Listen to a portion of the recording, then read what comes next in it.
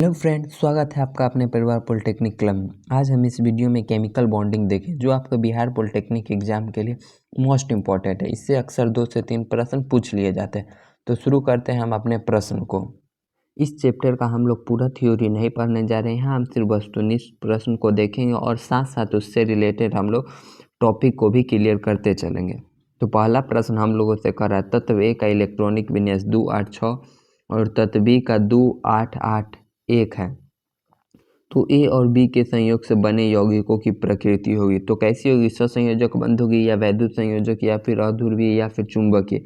तो ससंयोजक बंध ऐसे बंध होते हैं जिसमें इलेक्ट्रॉन का पूर्ण स्थानांतरण हो जाता है। जैसे अगर ए है तो ए से निकल के इलेक्ट्रॉन आपके पूरे बी की तरफ शिफ्ट हो जाएगी।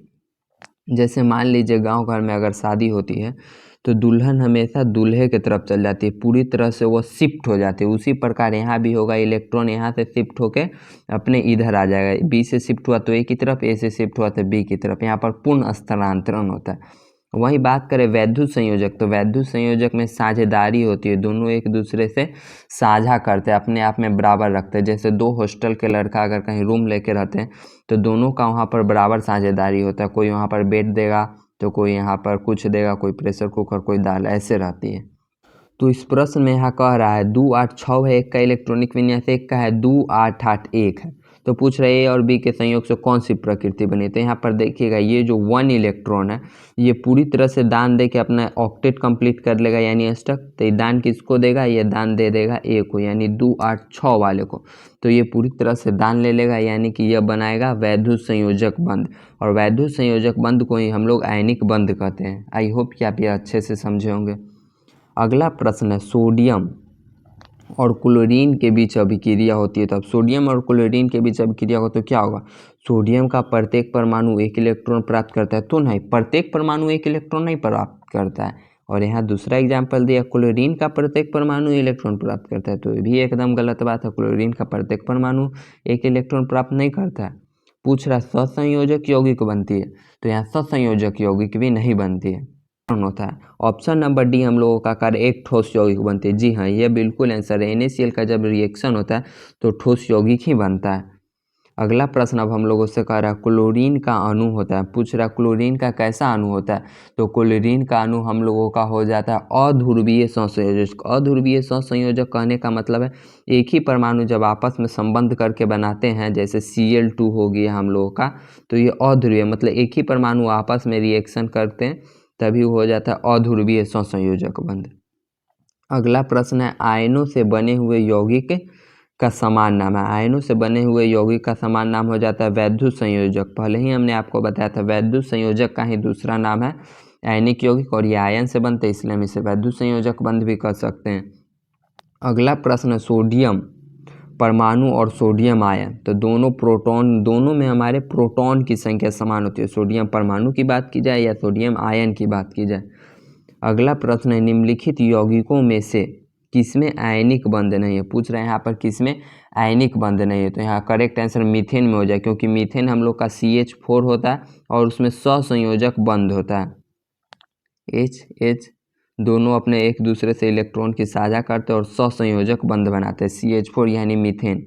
अब अगले प्रश्न को देखते हैं। अगला प्रश्न कह रहा है, जब कोई परमाणु 1 इलेक्ट्रॉन खोता है तो एक आयन बनता है जिस पर आवेश, जब 1 इलेक्ट्रॉन खोएगा तो उस पर 1+ आवेश बनेगा। जाहिर से करेक्ट आंसर हम लोग का ऑप्शन नंबर सी हो जाएगा। अगला प्रश्न हम लोगों से कह रहा है, निम्नलिखित अणुओं में से किसमें त्रिबंध है, मतलब उसमें 3 बंध है। ऐसे वाला 3 बंध, 1 बंध होता है, 2 बंध होता है, 3 बंध।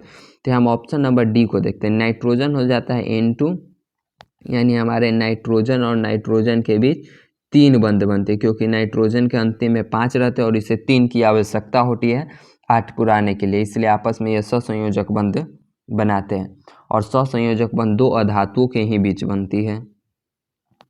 अगला प्रश्न कर रहा है, निम्नलिखित में से किस अणु में द्विबंध नहीं। यहाँ बताना है द्विबंध नहीं है, तो द्विबंध नहीं है हम लोगों का करेक्ट आंसर यहाँ पर हो जाएगा ऑप्शन नंबर डी, यानी कि NH3। इसमें द्विबंध नहीं होते हैं। बाकी ये सभी में हम लोग को डबल बॉन्ड देखने को मिलेगा। अगला प्रश्न कह रहा है, एक आयनिक बंध बनता है जब, तो एक आयनिक बंध जब बनता है जब एक धातु का संयोग दूसरे अधातु तत्व से होता है। जब एक धातु दूसरे अधातु से संयोग करते हैं तो वहाँ पर धातु अपने इलेक्ट्रॉन को खोकर अधातु को देते हैं और वहाँ पर यौगिक का निर्माण होता है। अगला प्रश्न है, निम्नलिखित में से किस अणु में वैद्युत सहसंयोजक बंध है। पूछ रहा वैद्युत सहसंयोजक बंध इनमें से किस में। तो CaCl2 को जब हम लोग तोड़ेंगे तो देखेंगे कि यहाँ पर वैद्युत सहसंयोजक बंध है, एक इलेक्ट्रॉन दूसरे इलेक्ट्रॉन की तरफ जा रहे हैं, क्योंकि यहाँ पर देखिएगा Ca आपका हो जाता है कैल्शियम और कैल्शियम हम लोग का हो जाता है धातु, और ये अधातु यानी धातु अधातु के बीच रिएक्शन हुआ तो वैद्युत संयोजक बंध बनेगा, यानी कि आयनिक बंध बनेगा। अगला प्रश्न कर रहा है, सहसंयोजक यौगिकों के द्रव्यमानांक और क्वथनांक निम्न होते हैं क्यों। सहसंयोजक यौगिक का द्रव्यमानांक क्वथनांक निम्न क्यों होता है। तो उसके पीछे का कारण है, इनमें अंतराण्विक बल जो होती है बहुत कमजोर होती है, इसी कारण से उनका द्रव्यमानांक और क्वथनांक निम्न होता है। अगला प्रश्न है, जब मैग्नीशियम और क्लोरीन के बीच अभिक्रिया होती है तब। जब मैग्नीशियम और क्लोरीन के बीच अभिक्रिया होती है तो उसमें करेक्ट आंसर हम लोगों का हो जाएगा, प्रत्येक मैग्नीशियम के परमाणु 2 इलेक्ट्रॉन का त्याग करते हैं, क्योंकि मैग्नीशियम से इलेक्ट्रॉन उसके तरफ जाता है, क्योंकि मैग्नीशियम को भी अपना ऑक्टेट पूरा करना, उसके बाहर 2 इलेक्ट्रॉन है, इसलिए वो अपने 2 इलेक्ट्रॉन का दान करता है। अगला प्रश्न है, धनायन तब बनता है जब। धनायन बनने के लिए गौर करिए, जब भी कोई व्यक्ति धनायन मतलब अमीर कब बनेगा, धनायन से इस रिलेटेड से समझिए, जब उसके पास ज़्यादा मनी होगा तब वो दूसरे को देगा, यानी उसके पास इलेक्ट्रॉन खोता है, यानी ये भी अपना पैसा खोया और यहाँ पर ये इलेक्ट्रॉन खोया, यहाँ पर पैसा खोया किसी को देता है यानी वो धनायन होता है, तो भी यहाँ पर इलेक्ट्रॉन खोया, इसलिए यहाँ पर हो जाएगा हम लोग का करेक्ट आंसर परमाणु इलेक्ट्रॉन खोता है यानी वो धनायन है। अगला प्रश्न हम लोगों का है, सहसंयोजकता में इलेक्ट्रॉन की बराबरी साझेदारी होती है। सहसंयोजक यौगिकों में इलेक्ट्रॉन का बराबर साझेदारी होता है, इतना तुम देगा तो इतना तुम भी देगा। अगला प्रश्न, निम्नलिखित में से किसमें वैद्युत सहसंयोजक बंध है। यहाँ पर पूछ रहा हम लोगों से वैद्युत सहसंयोजक बंध किसमें है, तो यहाँ करेक्ट आंसर हम लोगों का हो जाएगा NaBr, इसमें हम लोग का वैद्युत सहसंयोजक बंध है। वैद्युत सहसंयोजक बंध आप आसानी से पहचान सकते हैं, जैसे ये Na है यानी हमारा सोडियम परमाणु है, ये हमारा धातु है, और Br ये हमारा अधातु है, तो Na से इलेक्ट्रॉन इसकी तरफ जाएगा, धातु और धातु के बीच में अभिक्रिया हुआ तो वो वैद्युत सहसंयोजक बंध या फिर आयनिक बंध। वैद्युत सहसंयोजक बंध को ही हम लोग आयनिक बंध कहते हैं। अगला प्रश्न हम लोगों से कह रहा है, किसी तत्व के नाभिक में 9 प्रोटॉन है, इसकी संयोजकता होगी। यहाँ पर 9 नाभिक में 9 प्रोटॉन दिया गया और हमसे पूछ रहा है संयोजकता क्या होगी, तो इसकी संयोजकता यहाँ पर 1 होगी, ऑप्शन नंबर ए हमारा करेक्ट आंसर है। अगला प्रश्न है, मीथेन अणुओं में कार्बन परमाणु के चारों ओर हाइड्रोजन परमाणु का व्यवस्था होता है, तो कैसा व्यवस्था होता है। मीथेन परमाणु चतुष्फलकीय स्ट्रक्चर बनाते हैं वो। अगला प्रश्न है, वह यौगिक जिसमें वैद्युत संयोजकता और सहसंयोजकता दोनों प्रकार के बंध होते हैं। ऐसा यौगिक हमको बताना है जिसमें वैद्युत सहसंयोजक बंध भी हो और सहसंयोजक बंध भी होते हैं। यहाँ पर करेक्ट आंसर हम लोगों का हो जाएगा ऑप्शन नंबर डी, यानी कि KCN। अब अगले प्रश्न को हम लोग देखते हैं। अगला प्रश्न कह रहा है, निम्नलिखित में से किसका क्वथनांक सबसे अधिक है। यहाँ पर पूछ रहा क्वथनांक सबसे अधिक किसका है इन सभी में, तो यहाँ पर करेक्ट आंसर हम लोगों का हो जाएगा NaCl नमक, यानी नमक का क्वथनांक सबसे अधिक होता है। अगला प्रश्न पूछा है, मीथेन अणुओं में है, मीथेन अणुओं में क्या है, तो मीथेन अणुओं में एकल सहसंयोजक बंध बनी हुई रहती है। अब चलते हैं अगले प्रश्न पर। अगला प्रश्न कह रहा है, 2 तत्व A और B परमाणुओं में इलेक्ट्रॉनिक विन्यास क्रमशः 281 यहाँ 287 है, इनके संयोजक से बने यौगिक का अणुसूत्र होगा।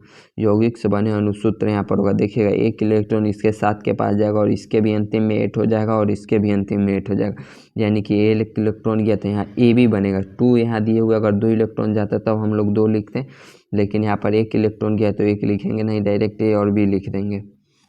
अब चलते हैं अगले प्रश्न पर। अगला प्रश्न कह रहा है, जब एक ही तत्व के 2 परमाणु परस्पर संयोग करते हैं तो उनके बीच बंधन आकृति होती है, उनके बीच बंधन आकृति हम लोगों की हो जाती है अध्रुवीय सहसंयोजक। अध्रुवीय कहने का मतलब एक ही परमाणु आपस में, जैसे पहले आपको हम एग्जाम्पल दिए थे Cl2 का, दोनों आपस में रिएक्ट किए तो ये बन गया अध्रुवीय सहसंयोजक बंध।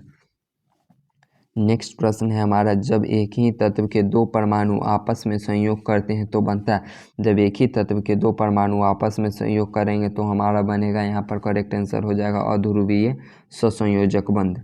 अगला प्रश्न है, मीथेन अणुओं की आकृति होती है। मीथेन अणुओं की आकृति पहले अगला प्रश्न है मीथेन अणुओं की आकृति होती है। तो पहले हम लोग मीथेन का सूत्र देखते हैं, CH4 होता है और इसे ही हम लोग मार्स गैस के नाम से जानते हैं और इसकी आकृति हम लोगों की टेट्राहेड्रल होती है। मोस्ट इंपॉर्टेंट प्रश्न है ये आपका। अगला प्रश्न है मीथेन अणुओं में पाया जाता है। तो मीथेन अणुओं में क्या पाया जाता है? एकल सहसंयोजक बंध हमारे मीथेन अणुओं में पाया जाता है। अगला प्रश्न हम लोगों का कह रहा है NH4Cl अमोनियम क्लोराइड में क्या पाया जाता है? तो अमोनियम क्लोराइड में हम लोगों का दोनों पाए जाते हैं, यानी सहसंयोजक बंध भी इसमें रहता है और वैद्युत सहसंयोजक बंध भी इसी में रहता है। अगला प्रश्न कर रहा है किरोसिन तेल का क्वथनांक KCl के क्वथनांक से क्या होता है? तो KCl के क्वथनांक से कम होता है। आई होप कि आप सभी प्रश्न अच्छे से समझेंगे। अगर इन सभी प्रश्नों का PDF चाहते हैं तो हमारे टेलीग्राम चैनल को ज्वाइन करें। वीडियो पसंद आए तो लाइक करें, सब्सक्राइब करें और शेयर करें। धन्यवाद।